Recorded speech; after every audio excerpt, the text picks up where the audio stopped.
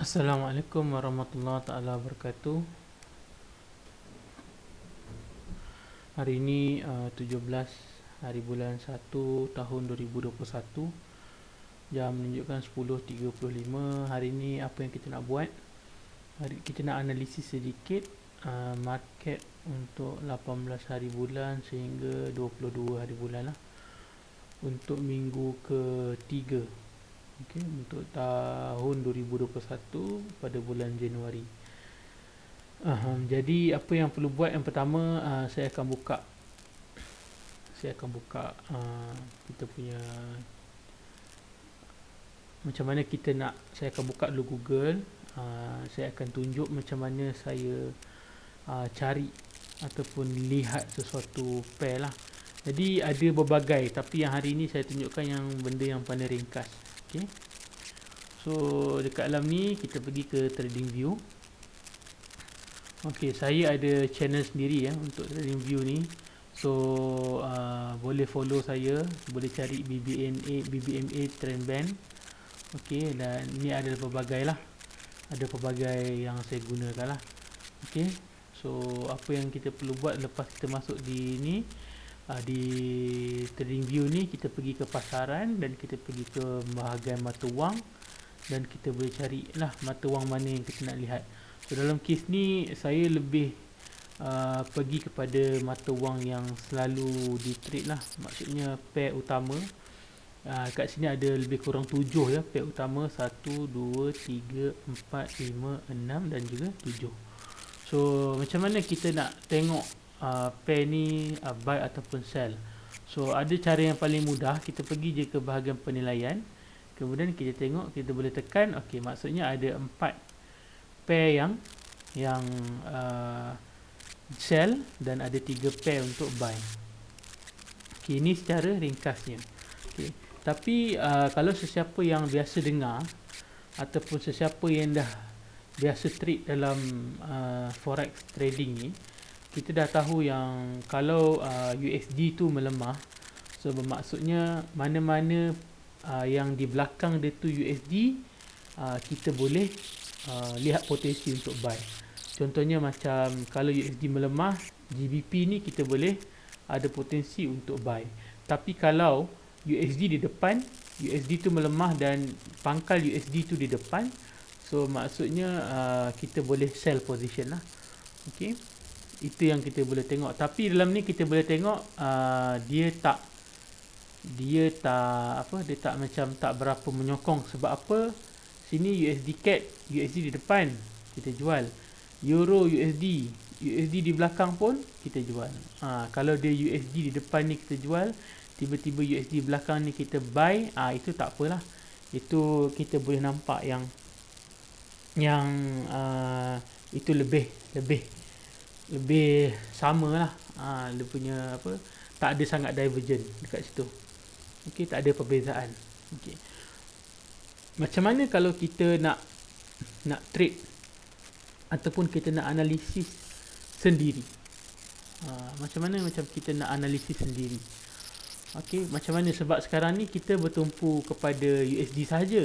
Macam mana dengan NZD CAD? Macam mana dengan Euro CAD? Macam mana dengan GBP CAD ataupun GBP NZD? So yang itu sebenarnya kita boleh pergi ke bahagian minor ni, tapi dia akan jadi kita akan jadi terlalu banyak sangat. So kita pun boleh jadi isu yang kita tak berapa nak yakin.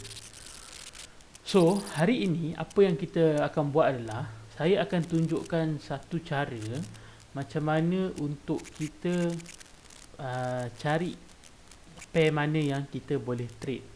Okey, so pair mana yang kita boleh trade. So dekat dalam kes ni, pertama apa yang saya akan buat adalah saya akan buka dulu Excel. Okey, sebab benda ni dia memerlukan Excel lah. So ini adalah perkara yang biasa saya buat setiap minggu. So hari ni saya nak share dengan korang apa yang saya buat setiap minggu lah. Okey, so selepas kita buka Excel, okey, kita pilih satu pair. Pertama sekali kita mesti catatkan lah. Kita kena mesti catatkan apa dia nama change. Okey, nama Dalam ni kita namakan apa? Kita ada apa? Kita ada USD. Betul. Betul. Kita ada USD. Minta maaf. Dia nak buat ni kita mesti USD semua di depan. Okay, so contohnya macam case ni kita ada USD CAD. USD CAD. Lepas tu kita ada USD CHF. CHF. Kita kena terbalik kan. Lepas tu kita ada USD JPY. USD JPY. Kemudian kita ada apa? USD Euro. Kemudian kita ada USD GBP. Okay. Sebab kita punya currency yang first kita nak tengok tu adalah USD. Kemudian kita ada USD AUD. Okay. Kemudian kita ada apa lagi? USD NZD. Okay. Okay, dapat dah semua pair dekat sini. Okay, nampak So kita ada 7 pair. Okay. Sebenarnya sama je semua pair ni, tapi kita nak change sendiri kita nak tengok sendiri dia punya pair tu punya movement lah. So dalam masa yang sama kita letak sendiri USD tu di sini. Okey, jelas jelas. Baik. Sebentar ya. Saya nak tengok ada orang mesej saya.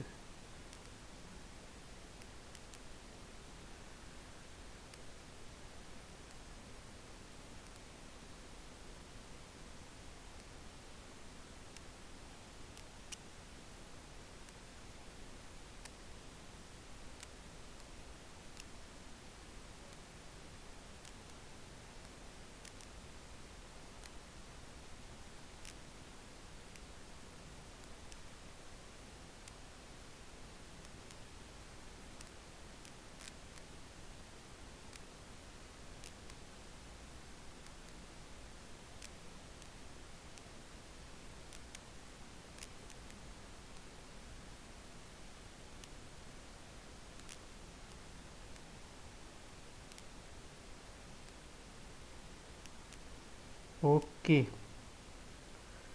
Okey. Kemudian kita pergi ke trading view. Kita klik satu pair dekat sini. Dan kita masuk ke carta berciri penuh. So kita akan dapat ni lah, tengok carta berciri penuh kat sini. So saya takut trading view ni ada sistem issue sikit sebab sometimes dia sedikit lambat.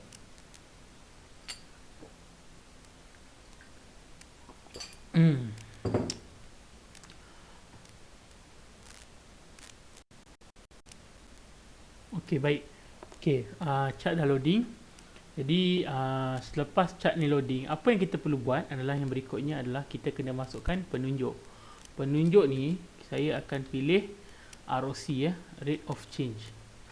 Okay, rate of change ni kita nak lihat kepada weekly sebab sekarang adalah weekly time, 1 minggu. So kita change pergi 1 minggu di bahagian ni. Kemudian kita letak dekat sini untuk 14. Kenapa 14? Sebab kita nak tengok dia punya pergerakan dalam tempoh 14 minggu. So pertama sekali kita nak tengok adalah kita tulis dekat sini ROC. Kita tengok dekat sini adalah berapa. So kita cari dulu USD CAD. Okay, USD CAD. So ada banyak kan? Dekat sini ada banyak kan? So saya akan pilih dekat sini IDC lah. Sebab IDC ni dia semua ada. Even kita dah terbalikkan pun dia ada. So IDC. So IDC kalau kita tengok dekat sini berapa? Negatif 3.53. So kita tulis dekat sini negatif 3.53. Macam mana dengan USD CHF? USD CHF IDC USD CHF kita tengok dekat sini negatif 2.59. Tu negatif 2.59. Macam mana dengan USD JPY? USD JPY. Nampak IDC. Berapa kita tengok dekat sini? Negatif 1.45. Negatif 1.45. Okay. USD Euro. Okay. USD Euro. Okay. Berapa? Dia keluar negatif 2.89. Negatif 2.89. USD GBP. GBP. Okay, berapa dia akan keluar dekat sini? Dia akan tulis negatif 5.0. Negatif 5.00 ataupun negatif 5 lah. Kalau USD AUD. USD AUD. Okay, dia akan keluar dekat sini negatif 8.14. Negatif 8.14. Macam mana dengan USD NZD? So USD NZD,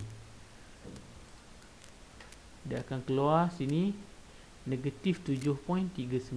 Negatif 7.39. Okey, so sini USD saja kita letak sini kosong. Okey, so lepas kita dapat ni, baru kita letak rating. Okey, kita letak rating. Saya cuba middlekan semua. Baru kita letak rating. Okey, so sekarang ni di antara semua ni, yang mana sekali yang paling dekat ataupun positif, yang paling dekat dengan positif, barulah kita susun. Okey, so sekarang ni kita dapat lihat rating yang pertama adalah USD tu sendiri. Kemudian kita tengok yang paling hampir, berapa? Negatif 5. Okey, JPY yang paling hampir. So JPY. Kemudian kita tengok 1.45, 2.45. 2.45 adalah CHF.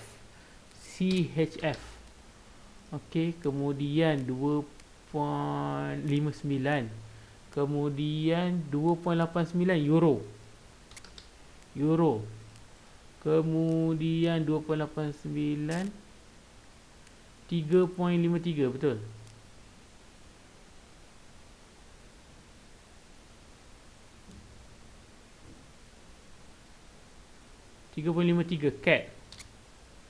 CAD. Kemudian barulah NZD. GBP berapa? GBP barulah sini keluar NZD, barulah keluar AUD. Okey, dah dapat rating. Okey, so 3 rating ni, apa yang kita nak buat dengan rating ni? Okey, so kita boleh dapat tahu dekat sini yang paling kuat sekarang adalah USD. Betul? Sekarang ni yang paling kuat di market adalah USD. Sebab USD dekat sini nilainya memang kosong lah. So yang lain ni semua negatif. Tapi yang second kuat adalah JPY, dan yang ketiga kuat adalah CHF. So mana-mana base, mana-mana yang pair di depan dia tu bermula dengan USD ataupun JPY ataupun CHF, itu kita kena buy. Yang mana di depan dia, contohnya USD. Contoh dekat sini USD NZD. Okey, kalau di belakang dia tu jadi NZD USD, so kita kena sell. So faham tak? Dekat situ. So dalam case ni saya ambil 3 di bawah. Saya ambil 3 ni banyak sangat. Saya ambil 2 di bawah, 2 di atas. So apa pair yang kita boleh tengok? Dalam case ni kita boleh tengok NZD USD. Kita boleh tengok AUD USD. Kita boleh tengok NZD JPY. Dan kita boleh tengok AUD JPY. Okey, so ini adalah pair yang kita nak fokus pada minggu yang akan datang lah, 18 hari bulan sehingga 22 hari bulan. So selepas kita dapat tu, barulah kita boleh buka chart. Tapi saya tak buka chart dekat sini. So saya hanya buka chart dekat saya punya broker lah. Okey, sebab kat sini saya hanya nak filter sahaja. Saya nak dapatkan filter. Okey, so saya minimize, kemudian saya akan buka saya punya chart. Okey, saya pergi dulu ke default. Ini adalah default saya. Okey, ini adalah default. Kemudian apa yang pen kita nak tengok yang pertama, NZD USD. So saya dah save awal-awal NZD USD. Okay. So NZD USD paling kuat kan? NZD paling lemah kan? So sekarang ni apa yang kita nampak adalah NZD USD untuk position sell. Betul? Betul tak kita nampak sell dekat sini? Betul tak? Untuk time frame H1, H4 semua dalam keadaan sell. Daily masih lagi dalam keadaan buy. Okay. So apa yang saya perlu buat, saya pergi dekat weekly ni, saya akan tukar pergi weekly. Okay, nampak? Rule saya senang. Rule saya, bila mana ni biru ni cross atas 50, signal untuk buy. Okay. So sekarang signal untuk buy. Ini di weekly. Betul. Tapi tadi analisis kita mengatakan untuk sell. So maksudnya time frame yang lebih kecil adalah untuk sell. So kita tengok di daily. Di daily sell ke? Masih lagi buy. Kenapa? Sebab 20 masih di atas 50.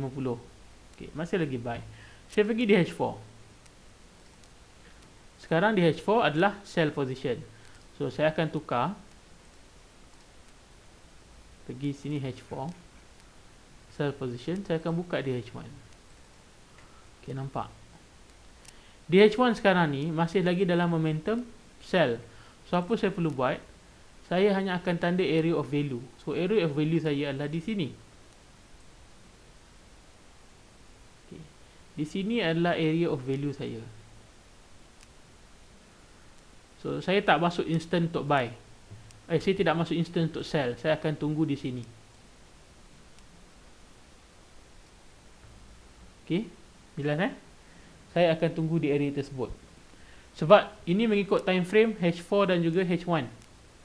Okay, so sebab saya main dua time frame ni saja, saya akan tunggulah dekat area sini. Okay, tapi dalam minda saya mengatakan ini adalah potensi untuk sell. So kalau saya nak buat sell, dekat mana TP saya? Dekat mana TP saya? So TP boleh guna pelbagai cara. Okay, macam saya, bila saya dah masuk, saya akan cari macam ni.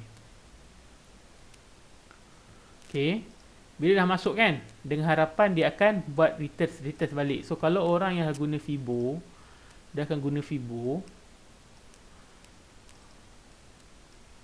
So ini dah sampai dekat dia punya 161 lah. Maksudnya dia dah sampai dekat dia punya area of take profit dia. Okay, so saya punya area ni dia akan rebound balik. Dia akan rebound balik ke atas untuk dia bagi kita satu re-entry position. Okay, re-entry untuk sell lah. Saya padam. So kita tunggu. So bila dah ada bibit-bibit untuk dia naik balik, kita akan pasang lagi sekali Fibo. So kita akan layan pula sampai 161 ataupun 100. Maksudnya kita boleh masuk dua position. 0.01 take profit kita adalah pada 100% 100 punya level di Fibo, dan satu lagi take profit 0.01 lagi kita masuk, kita take profit juga di 161.8 di Fibo area lah. Okay, so selesai untuk NZD USD. So saya dah tanda dekat sini ya. So yang kedua, AUD USD. Okay, AUD USD, kalau kita pergi ke weekly. Okay, weekly dia masih lagi dalam keadaan buy. Strong untuk buy strong untuk buy. So kita pergi ke daily. Daily keluar satu ni untuk ni sell di daily lah. Tapi kita tak nampak lagi bibit-bibit untuk kita sell di daily. So kita pergi lagi di H4. Nampak tak bibit-bibit di H4? Di bibit H4 ni dah nampak bibit-bibit dia So saya akan pilih di H4. Okay, nampak apa bibit-bibit di H4? Satu, candle dah break 50. Candle dah break 50. So ini dah mula mengangkang ke bawah. Nampak dekat sini dah mula ada nak mengangkang dah ni ke bawah. Okay, bila dah nak mengangkang ke bawah, apa yang kita perlu buat adalah kita try buka di daily di H1. Di H1 tunjuk macam mana? Di H1 dah ada penurunan dan cross berlaku lah. Okay, di sini area cross. So saya tak nak trade di daily di H4. Saya maybe boleh guna di H1. Di H4 boleh.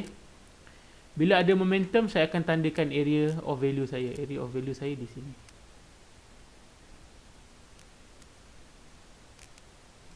Manakala di H1, area of value saya pun di kawasan yang lebih kurang sama, iaitu di sini. Di sini area of value saya. Okay. So kita boleh tunggu. Tapi secara overallnya dia masih lagi dalam mode uptrend. So ini kena hati-hatilah. Kemungkinan dia uptrend, kalau kita buat TP kita pun maybe TP kita kecil je. Kenapa saya kata TP kita kecil? Okay, maybe TP kita sampai di area sini. Di area sini.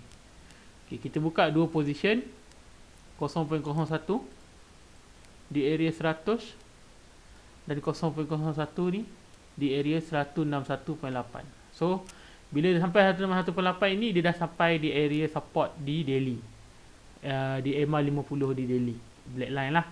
Okay, jelas. Okay, itu untuk AUD USD. Sekarang kita pergi ke NZD JPY. So kita pergi ke NZD JPY. Ini saya masuk sini, JPY. Okay, NZD JPY satu pacak keluar satu pacak keluar. Ini di daily. Saya pergi ke weekly dulu. Okay, weekly ni harap-harap cantik. Okay, weekly ni saya nampak masih lagi dalam uptrend, tapi apa yang saya nampak adalah dia nak buat pembetulan arah lah. Dia nak buat pembetulan dulu, dia nak repair sekejap. Dia nak repair sikit. So kita boleh expect dia repair dekat mana. Kalau kita main line saja, main tanda, kita boleh agak dia akan repair dekat area sini lah. Dia akan boleh sampai repair dekat area sini.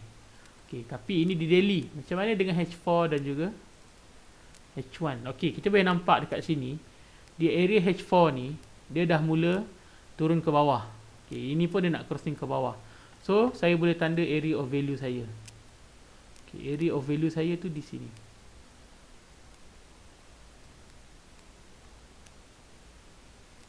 Nampak area of value saya. So saya harap dia naik ke atas. Macam mana dengan H1? Okay, H1 pun lebih kurang area of value saya di situ.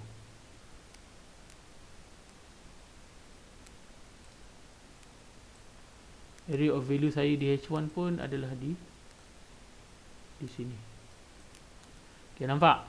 Sini H4, sini H1. So dekat mana area TP saya? Okay, TP kita nak ikut mana? TP ni kalau ikutkan, kalau ikut Fibo sebelum ni, dia dah sampai dah ni. Dia dah sampai area 161. Dia dah sampai area 161. So bila sampai area 161 ni, insya-Allah dia akan retrace balik naik, dia akan repair sekejap untuk dia naik. Okey, kemudian barulah dia akan sampai di area support dekat sinilah. So, kita boleh target support dekat sini. Kenapa kita boleh target? One of the reason dia dia di daily lah, area MA50 di daily. Okey, jelas? Nampak dengan jelas? Ni penting multi time frame Okey. Kita pergi yang terakhir adalah AUD JPY. Kita tak perlu nak trade banyak-banyak sebab kita hanya cari orang kata yang boleh bagi kita potensi yang baik. Kalau kita trade banyak-banyak bang, pening kepala kita bang. Okey, dah sampai, dah break naik atas. Okey, kita tengok masih lagi dalam momentum untuk ni. Tapi macam mana dengan monthly? Adakah monthly ni dia sekadar untuk repair sahaja? Okey, ini dah resistant dah ni, tapi dia dah buka macam ni. Ada kemungkinan untuk dia naik lagi sikit sebelum dia turun. So nampak dia dah sampai resistant. Okey, saya rasa ini ada potensi untuk kita masuk sell, tapi kita tak nampak lagi lah. Sebab tapi apa kita boleh cuba untuk sell, tak ada masalah. Sebab ini adalah masing-masing punya preference. Okey, kalau ikutkan USD dah jauh jalan dah. Okey, dah jauh jalan sampai atas. So kalau kita boleh nampak kat mana TP kita, so saya boleh tandakan area of TP kita. TP kita maybe dekat area-area sini lah. Area-area sini. Okey, area-area di 50 daily. So macam mana dengan H4? H4 okey, ada potensi. So kalau H4 ni saya lebih prefer untuk masuk di area sini. Area of value saya ni adalah di kawasan ni lah. Okey, di kawasan biru ni. Kalau biru ni kat atas, okey. H1? H1 of course lah dia dah turun banyak H1. H1 dia mesti turun banyak punya. Nampak? So H1 pun di dalam area of value yang lebih kurang sama. Okey. Kita kena tunggu dia naik dulu. Okey. Okey. Jelas? Okey, baik. So setakat ni itu sahaja video yang saya boleh tunjukkan macam mana kita nak orang kata menilai pergerakan kita ataupun mencari pair-pair yang rasa sesuai lah dengan diri kita. Saya harap video ni membantu macam mana kita nak menganalisa perjalanan apa orang kata pair-pair yang kita boleh gunakan. Yang saya rasa benda ni sangat mudah lah. Sangat mudah dan juga senang untuk kita praktikkan. Jadi saya rasa setakat ni itu saja video saya. Tolong like video, tolong subscribe, tolong share untuk sama-sama kita tambahkan pengetahuan kita. Dan terima kasih kerana sudi mendengar coletan saya dalam tempoh 20 minit lebih ni. Kita jumpa lagi. Assalamualaikum warahmatullahi wabarakatuh dan selamat malam.